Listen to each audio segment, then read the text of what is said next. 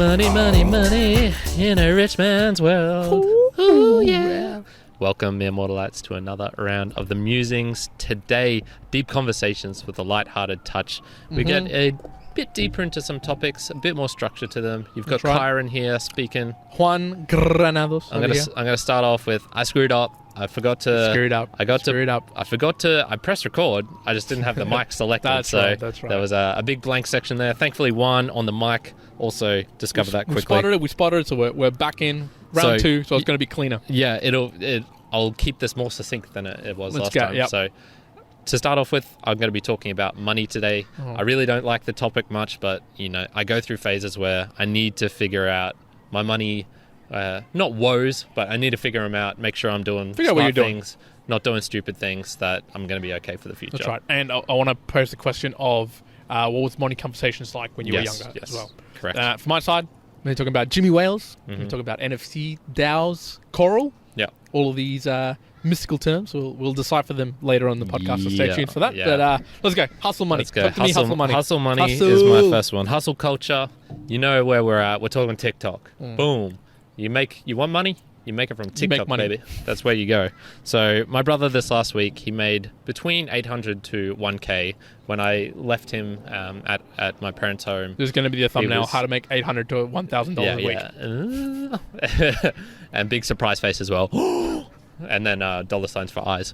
But how did he do this one? Well, he didn't have any technical skills for it. He didn't have any equipment or specialized training that he needed for this. Yeah, okay. Sounding good. He made it through betting websites. And so you think, man, that seems like a really dumb thing to do. Yeah. And I would have agreed with that prior to it. He was telling me about it, and I thought, man, this already seems dodgy. Seems a bit weird. Yeah. Same thing if I tell you, if you buy a JPEG from the internet, it's going to cost money. This is dumb. Yeah. But anyways, So he essentially, the way you do this is you use the offers that they have on these betting websites. So diminishing returns come real quick. You go onto this website and it's got a $50 bonus bet, etc., etc. Go to this one. We double your money if this thing happens. And so you take advantage of that by obviously joining those and putting some bets on where they're a tad riskier. So it'll be a 1 in 4 chance of coming off. So you put $1. Does it work like that? You put in $4. You put in $1, and if it's a 1 in 4 chance, you'll get roughly $4. That's usually yep. But then they take a cut, so it's a little bit less likely than that to happen. But what you do is you do that, and then on another completely different site, you put a lay bet, and this is a bet that's more guaranteed, but you'll get sort of the same outcome either way in terms of money. But it's a bonus bet that gets it over the line, basically. It's essentially you can put less money into the bonus bet one, and you'll put more. Essentially, you want the lay bets so you want the more likely one to happen, to occur more often, which obviously it will. It's more likely, and then, but because you've just covered yourself with sort of the extra cost on the other side of it paying off. Either way, for each individual bet you place, you should get about $800 either way. But or X amount either way. It doesn't matter how much you're putting. It matters how much you're putting in because it's limited by the cap of the bet of the bonus bet. So you're not going to be making $100,000 here and $100,000 there, and it'll pay off the same. No, you can't do that, obviously. But you can do these increasing small bets across different websites. And he pulled it off. Like I thought, this is kind of dumb. Why would you do that? But man, made it happen. And I asked him, how long did this take? And he said, once you learn the strategy, so this does not include the learning hours put in, but once you actually do it, it's super, super simple. You go, join 15 different websites which have these bonus things. You then go to them, put on the bets, and it's instantaneous. Essentially, you can bet on whatever, horses, soccer, etc. And the only thing is, and so he has yet to fully cash out. The other problem with the bonus bets winning was a lot of them have a stipulation, which is you need to put that money back in. So you need to go through like 2 or 3 iterations. Right, gotcha. Until you either lose it or you can take it out. So that's another reason why you want the lay bet on the other side to win. So requirements for it, you do need to have some capital handy and waiting. I think he said 2 to 5-ish grand roughly. Play around with it. You can make a very, very quick Yeah. gains, but there are some risks as well. You get kicked off the betting website for fishy or and we've had a mate who that happened to him, and he wasn't even being trying to be fishy. He was winning too much. He was just good at. He was just good. He knew his rugby, so he was just good at that. Yeah. I actually met a guy while traveling who very similar thing. He was saying, yeah, like I financed this whole thing by just getting really good at betting websites and knowing the Dutch Super League or whatever it was. Yeah, right. And getting really good at doing that. So yeah, just that hustle money. So it gets me thinking. How much easy money, in quotation marks, do you think is just sitting out there waiting to be taken? Because that is pretty easy money. I could do that. And in fact, I might do that just for a laugh, just to be like, oh yeah, I got $1 grand this week for doing this. Look, it'll tie a little bit. So we'll start talking about NFTs a little bit later, but truthfully, the amount of easy money now that I'm seeing just everywhere is just mind blowing. As long as you've got some capital, then that's the simple. Because a lot of people will come in and say, well, can you make it if you had $100 and $200? Okay, it's hard. Like I'd say, do something else so you can get yourself your first $1,000, $5,000 that you can muck around with, and then go for it. But dude, the amount of money that would be out there right now just on absolute display is nuts. And many, like through the 2000s, 2010s, I think a lot of that was in the e-com space. Like there was just money sitting there just for the taking. Like if you set up a drop shipping setup, which I'm retarded, I didn't do for such a long time, and I was thinking about it, dude, back in 2011, 2012. I remember when I used to work at a supplement shop, I remember doing my own like spin-off website of a supplement stuff just to like play around with it. And I remember looking into doing drop shipping through that, doing it with watches. I figured out like the net returns, and you only needed like $2,000 worth of money to do it. And like it was like you either lose $2,000 or you make like a ginormous amount of money. Yeah, like there's no in between. And like in NFTs now, more and more that I'm seeing it. Yes, there's the risks around gas fees and having it stolen and whatnot.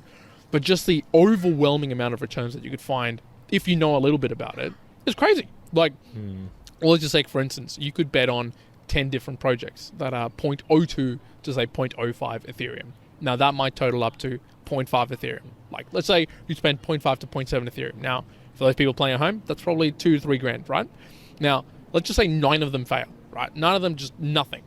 But one of them succeeds, like, for when NFT projects like succeed, they'll end up going like to 1 Ethereum, 2 Ethereum, right? As a prize value. So if you've already covered yourself far and beyond what your returns were, even if just one of the 9 goes and succeeds. So, I mean, that's just one example. There's obviously like, it's not a surefire way to get money, but I think there's other places as well where it's just like, money's very ample, but very much so, and I think maybe we want to talk about this, it also depends on mindset you have around money. If you're coming from a frugality perspective, like where you need this money to live, I think it's going to be very hard for you to find them. When you're in a privileged place where it's, oh well, I've got time and I've got ways to think about this, and I'm willing to lose $1,000 to $3,000, then you'll see money like everywhere. There's no problem. And there's even more so talking about money. I always fail to understand that. Truthfully, when I was younger, like me and a fam, did not have money at all, right? And when even when I was really young, I remember thinking, I want to be rich. I want to have money. I want to have money to do stuff.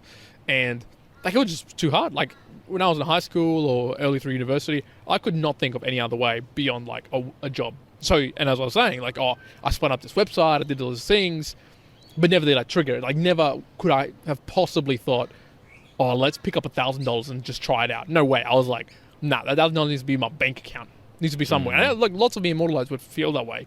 And I think it's because I was totally in a frugal mindset. Now it's very different. Now it's like, well, I can afford to just play with $1,000 here, play with $1,000 there.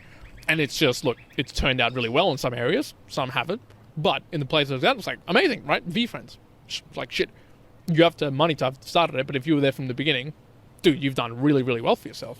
So I think there's something to be said about where your mindset is as well to be able to take advantage, to see how much money there truly is. But if you had the mindset, money everywhere. Money is everywhere. Yeah. Yeah, that's sort of what I think as well. For the most part, it's being able to take that risk and just be willing to see that loss and actually see it, because there's plenty of places where you can be investing or something and it's a paper loss and it doesn't hurt as much.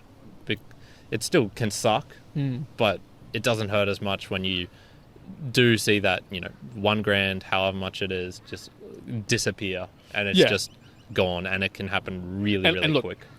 I think we're saying, is there lots of money out there? Yes. Is it all a surefire bet? No. Like, a lot of it has risk, and a lot of times the more confident you are, the more you are willing to take on the higher risk ones, which in turn have the higher returns, which then is okay because of the higher returns. But you wouldn't risk it if you only had, if you were putting like 1/5 of all of your net assets into an investment and then it shits itself, okay, then you're in trouble. Yeah, I think it also depends on your age as well. I'm just almost 30, and it's just now where I'm really seeing what inflation means. I wasn't even ignorant about it as a youngster, like 20s or whatever.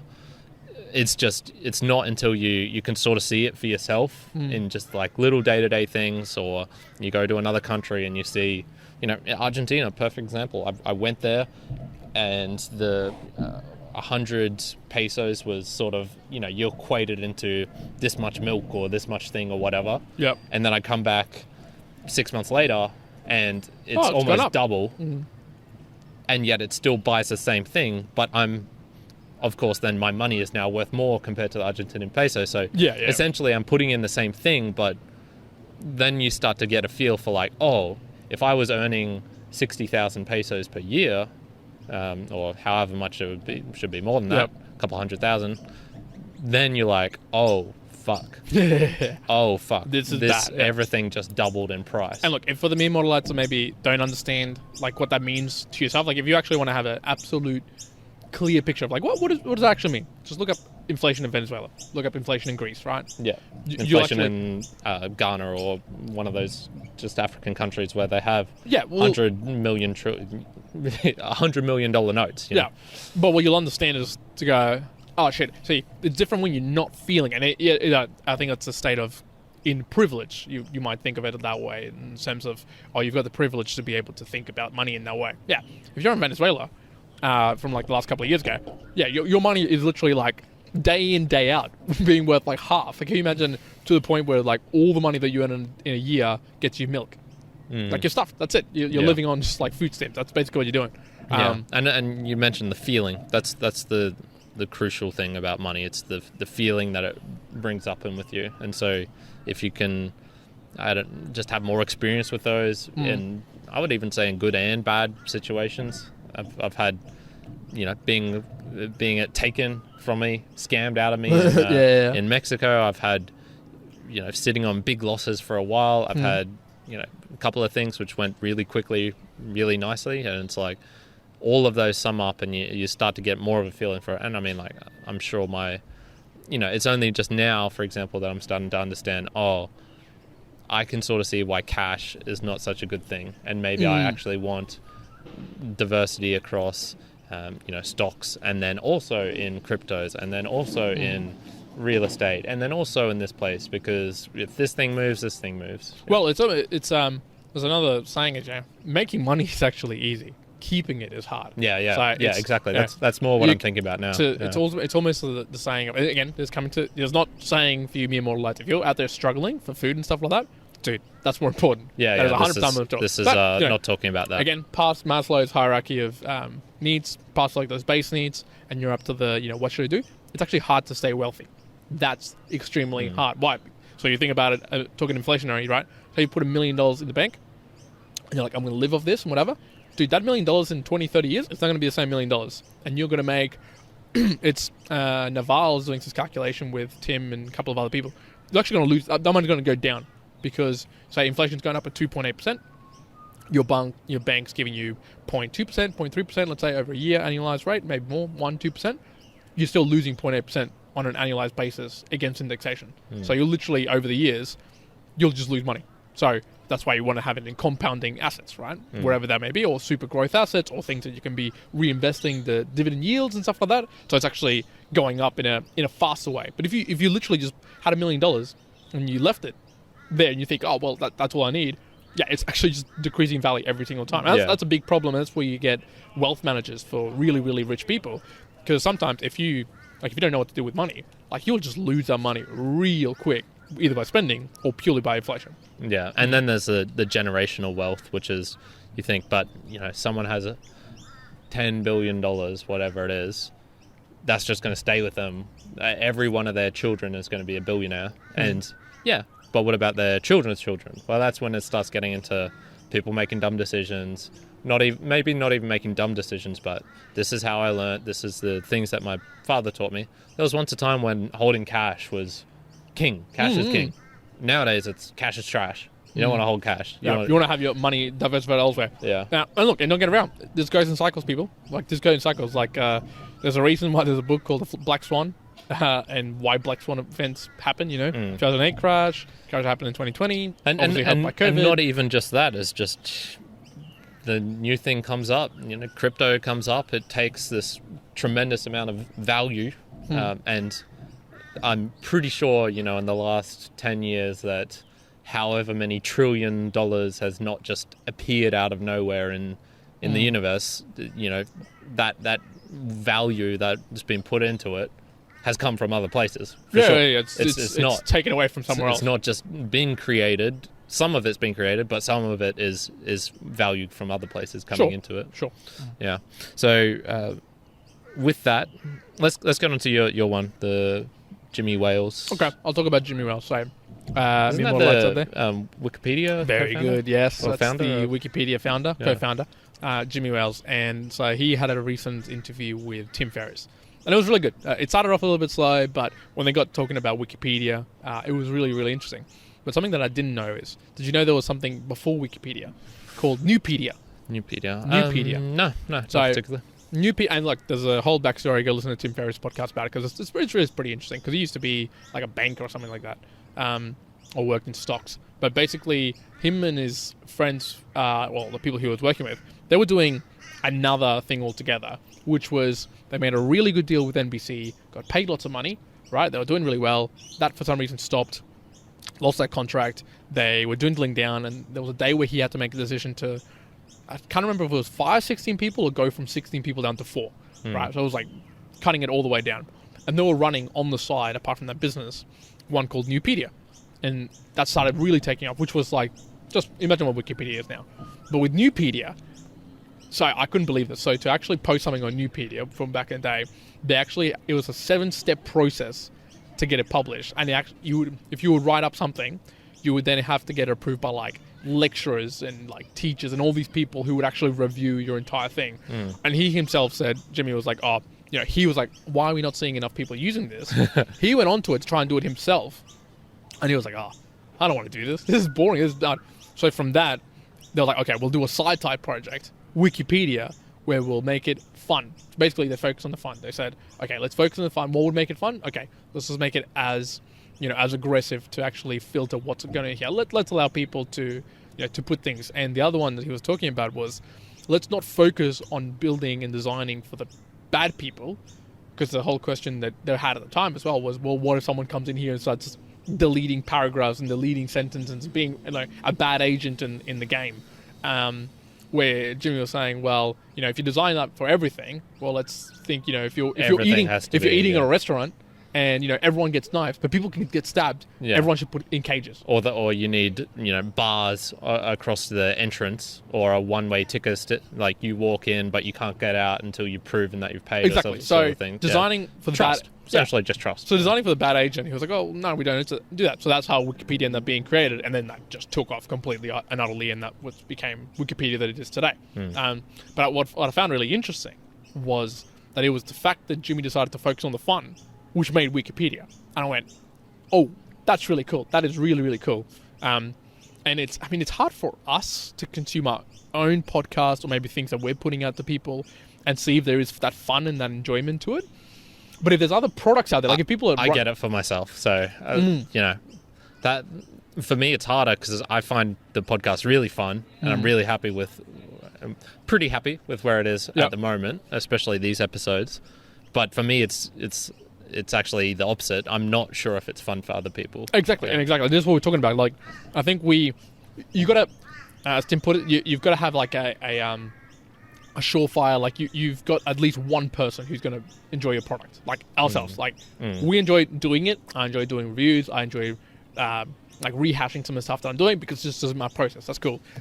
But you're right. It's that next level of like, okay, well, is it fun for other people? Like, is it actually fun for people to listen to us, or, more directly comparison, if you're building a product out there, if you're a product manager or whatever it may be, are you building something or are you creating something as a product that is actually not fun to do? So maybe you set it up, but it's like, it's not as fun, it's not as enjoyable, because that might be a little trigger to get people to be like, now they're doing this, excellent, And look, is it going to be chapters? Podcasting 2.0, it's going to be chapters, it's going to be links, is it going to be images? There's so many. I've definitely got my ones, which I personally enjoy, but I have a feeling out of there, one is going to come and just dominate, and the next Joe Rogan will come from the person who absolutely nails this one thing, and then everyone's just like, holy shit, like this. That's what it is. This podcasting experience is next level good.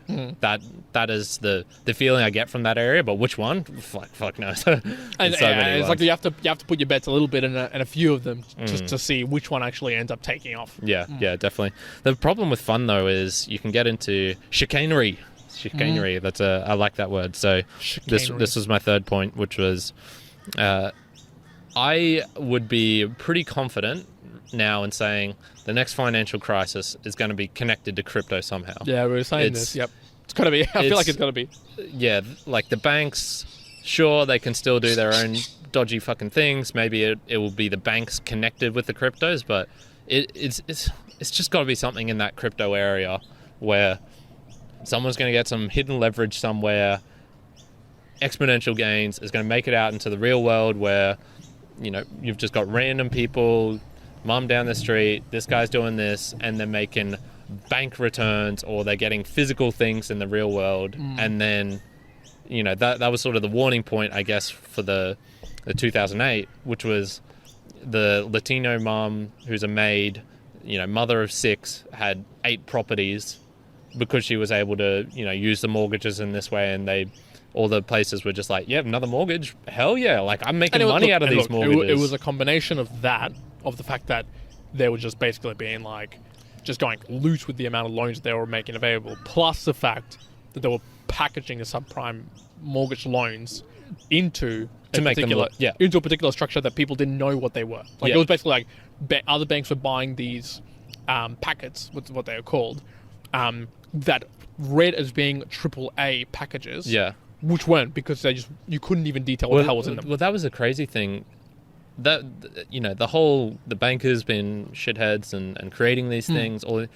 I still cannot believe that the rating agencies made it out relatively unscathed. Because they're the ones. With it. Yeah. They're the ones who are putting in the AAA, things on it. This is insane.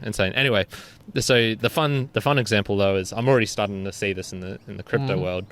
I recently came across 2 things. So one is people are using QR codes and they're just posting it on Twitter, and essentially it's you scan this code, you pay. So you could even use Lightning for this, and then you'll get something in return, but you don't know what it is. It's just a lottery. So you're playing games with that. Okay, that's fine, as long as you know this isn't an investment, you're playing a game. Other ones where you can, very similar things. It's called a lottery. You put in this many tokens, the equivalent of, lowest is 5 USD. If you get these numbers that pop up in this order, you'll get this. You get it. If not, it rolls on to the next one. So, that's cool. But, man, just so many places where I'm starting to see, like, cartoons being used to advertise this, or, big flashing lights and stuff like this is making me go, I'm already getting nervous of investing a little bit into it. Just, it's good. You need the run through rate. Network effects happen by it being circular. I give stuff to you, you give it back to me. and the sort of whole pie grows because then I include Bob over there and he gives it. And he brings it into it, yeah. That's how it works. But yeah, just a couple of things I'm already noticing making me go. Here's my little prediction. So I'm going to be like Gary Vee here. So we can rewatch this and pick it up from like old school. But I reckon it doesn't have to be Australia. But I reckon some government is going to decide. So not just a little government, but a big government is going to decide. Okay, we're going to go full crypto here. Not full crypto. But we're going to utilize crypto for a lot more things. Doesn't have to be just Bitcoin, Ethereum, Cardano. But also they're going to pick up like this other random one, right? And in a very similar way that Mark Cuban got absolutely rugged with this Titan one. Iron Titanium. Right, and lost like just whatever was in it. I reckon there's going to be a play where a government's going to be relying on another coin like that in some form or manner, right? A similar thing is going to happen, like money's going to be lost from it from whatever reason, right? Whether it's actually someone pulling a rug or whales coming in or something else not working, right? Something up. Let's just say like Cardano, like ADA. Like it's trying to do basically allow it so it's money being used for third world countries and developing countries. Let's say it stuffs up majorly. Let's say a system goes down or everything goes down to zero.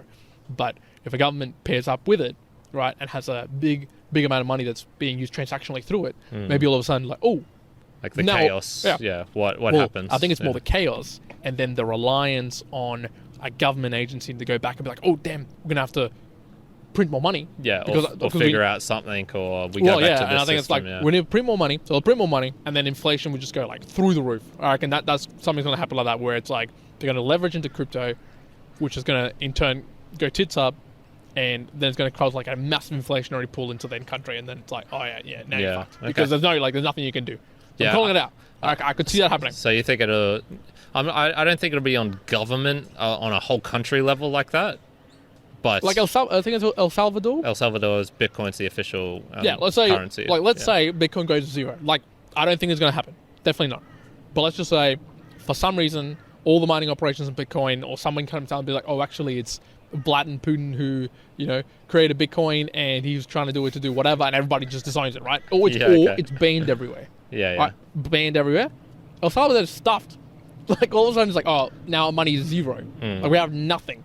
And so they have to print money. That money then becomes like absorbently inflationary because nobody like respects that money anymore. No one has any money in there, and it's like a Venezuela all over again. Yeah, I could see something like that occurring. Okay, I personally can't see that one, but we're agreed. There's definitely going to be some sort of big a black swan event. A black swan event is destined to happen. It's not going straight to the moon. There's going to be some detours along the way. The last one I wanted to touch upon was just investing general strategy. So this is something that I realized for myself, over the past little while I was watching, and I was going, watching how what I was paying my attention to with it when it comes to regards with money. Like I say, sometimes it's fun. Like I love me some stonk memes. I love me some crypto NFT. Someone getting rug pulled. People. Both the horror stories and the fun stories. The guy who made, accidentally bought 5,000 units of Zip instead of $5,000 worth of Zip. That sort of shit is hilarious. I love that. That's fun. But then there's the unhealthy side of money where it becomes obsessive. You become, I'm going to choose this work because etc. This is, pays really well. You end up fucking up your life or just not living the optimal life. But that being said, so with all that, what's my investing general strategy? So I feel pretty confident in relaying this because it's worked for me across. When did I start investing? I'd say close to like 12 years, so a third of my life. So mine is I read the book The Intelligent Investor by Benjamin Graham quite a while ago. Warren Buffett also credits this as the value investing essentially. So this is either they used it in terms of stocks, so buying a great, amazing company at a good price, or I think more Benjamin Graham was finding an okay company at an amazing price, so it's super low, whatever. But in any case, these are a couple of things I got from it. Buy and hold. That's for me. Easy. I don't, unless you're day trading and you are very particular into one thing and putting a lot of time and effort into it, I don't think you can be a casual day trader and do well. I think you're gonna get burnt. Yep. Wani over here got burnt because he tried to mix day trading while he was at work, left the computer for a little bit too long. Bad thing happened. So that's buy and hold, and then ideally having some dividends mixed in with that for cash flow, so return on your investment. Dollar cost averaging, just especially for me in the crypto world where it's just it's so volatile. You got a dollar cost average. If you put it all in one big chunk, holy shit, that's risky. Holy shit, that's risky. For me, it's something I shouldn't need to look at more than once in 6 months deeply. So I shouldn't need to look at this and go, is this mix of, this ratio level right? Is this, do I have too much of this or too less of this? Has the world changed enough in this period that my underlying assumptions should have changed? So, maybe it's not good to go 20 years without looking at your portfolio, because then you would have missed NFTs. And you would have missed cryptos and those sorts of things. And those are still relatively new as well. Security is paramount. So, and this ties into a very common one in the crypto world, not your keys, not your crypto. So unless you physically own it, are able to look at it, the keys, the numbers, you're the only one who has it, you don't own it, and if that's the case. And there's one thing my dad really taught me when I was young: don't give your money out to other people to hold, or like one person to hold. A bank, it's a bit different, you need to use those, but giving all your money to a money manager or something like that, fuck man, there's once again very, very risky. And just keeping some cash handy and having liquidity in general, I think that's a very useful one. But with all that being said, it's like, am I the greatest investor ever? No, man. I still struggle with tons of things. Sunk cost fallacy. I've still got some ones that I've been hanging on to for years. Maya. And, especially when you're starting off, like, you have no idea what you're doing. You just got to... It's like the buy and hold strategy is good once you've bought and hold for a couple of years and you can see it working. Exactly, But when you're first getting into it, it feels just as risky as everything else. Doing day trading or doing a lottery, or like, you have no idea. You can't even think 10 years in the future. So that's that. And you wanted to ask about perceptions growing up with money. I was going to say the only thing I'd add from my side that I've now kind of come to is I can't really attribute it to this one because a lot of people say it, but the barbell investing method. It's the way that I've split it up now, where it's like 80% of the money that I have, when I'm talking investing now, will be in what I would say safe or much more low risk assets and diversified assets. I think that's the other one for me. It's like, I think you're taking like shares, you're talking crypto. I think for me, it'd be a balanced portfolio of diversified assets always going to be good, just to weather you across different things. That could be different, industries when you're talking shares, but I'm talking like, well, what about property? What about NFTs? What about whatever, right? But then I've got 20% on the other side of the barbell where it's, and look, I've got to rebalance that a little bit still because I've got probably too much on that other end of the barbell. But that end of the barbell is like the things that are going to go to the moon. Those are the ones where it's like, okay, well, either this is going to zero and you're okay with that, or it's going to be disproportionately amount of value multiple that it's okay to risk it. So it's in that scenario we're talking about of like, okay, you invest in 10 things, but one of them could do 100x. Okay, then it's dignified if like one of them does and none of them fails. That's okay. But if you're only going to get 2 times a turn, but none of them fail, okay, that's not the right equation. So definitely. That's sort of where that 20% falls. But yeah, what was money conversations like when you were young, when you were like 10, 12? Did you talk about money? I'm certain my dad would have. I'm certain he would have impressed on to me the value of money, definitely for your time. So he would have definitely impressed on me. If you put in X amount of time, you get this X amount of money. You want to spend that? Okay, think of it in terms of 10 hours of work to buy that shiny fancy thing. Do you want that shiny fancy thing? Okay, just really picture in your mind, that's 10 hours of work. That's 10 hours of doing something. And he'd always equate it to doing something you dislike. So he was a teacher for Both my parents were high school teachers, and I think similar to maybe a bit less than me, I would have said he more disliked his work than he liked his work. I was probably more in the neutral category with engineering. And so for him, it was definitely the slog aspect of it. Yeah, okay. Money is related to this. And so I think that's why he probably hasn't been super encouraging with reference to doing something super risky, or especially while young, Gotcha. or following something you're passionate about, because that's in his head of that. And then I think just trying to get me into things when I was young, so starting up a bank account and seeing this grows if you do this thing.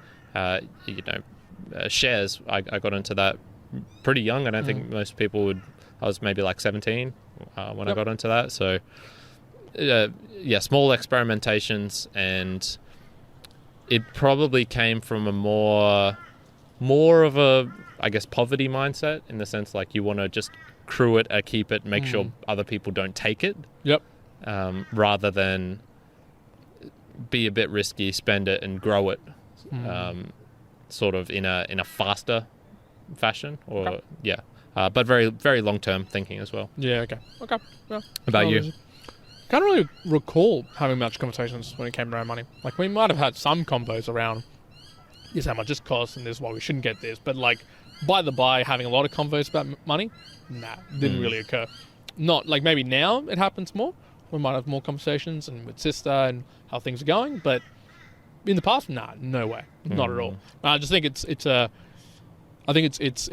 definitely tells when people have had conversations about money when they were younger, or when it feels more transparent for them to talk about it, and when it's like, oh, well, this is an issue, or this is risky or not risky. So I feel like a lot of people who are bad investors have similarly not really properly talked about money and like what the risk of it is, why you should be doing this, why you shouldn't be doing that. For good and bad, there's I definitely have some friends who in their household it would be, no, we can't afford that, no, etc. Like, we don't have money. There was that driving passion, lacking something, attaching negative feelings to it. You're getting bullied at school because we don't have money to pay for your new clothes or whatever. No, you can't go on this camping trip because etc. That's when you get really strong negative attachments to it, and I think that can fuck you around. The other thing I was going to say is, when it gets too exciting or too negative, I think that's a bad thing. I think for the most part, at least for me, I was noticing myself like thinking, oh, I need to get into the cryptos now. Like, it needs to be now. I'm going to miss out on gains. I was noticing that start to creep up, and then I just went, hold on, Kyron. Like, no, this is the area where you make bad mistakes. By going in too quick. By going in too quick, you do this thing, you don't look at this, and just acting too fast sometimes can be really, really bad. So I think when you're too excited about it, that's a danger zone. When you're too negative about it, that can be a danger zone. It almost wants to be, for me, something that's pretty boring. And that's how I treat it. Now, apart from this conversation, which was fun, I really don't want to be thinking about money. That's not what I want to be dominating my thoughts during the day. It may, like I said, once I do a checkup, like once every week or something. A deeper checkup once every 6 months. That's probably about the limit that I want. Yeah. There you go. Okay. Very good. So that's it. We'll leave it at that. I was going to talk about down NFT as well, but I'll pause it. I have a meeting tonight, so maybe I'll have more information around that. My car is also definitely past the 2 hour mark. So Karen probably lost his car as well. So for the next Mere Mortals. No. So this is your advice from today's episode. You're going out, you're doing your podcast like most all of our listeners would be doing. What do? You should probably park in the area that's not going to be 2 hours, because one's going to be late. That's right. You're going to talk longer, and so I'm definitely 2.5 hours into my 2 hour parking space. So I'm hoping this car's going to still be there, folks. Yeah. All right, let's tidy it up there. Let's wrap it up for the folks, Karen. Yep. So thank you, Mere Mortalites, for joining us for this money-related episode of the Musings. I would love to know your general strategy. What is your impressions with money when you were younger? How did you relate to it? How did your family relate to it? What do you think of NFTs?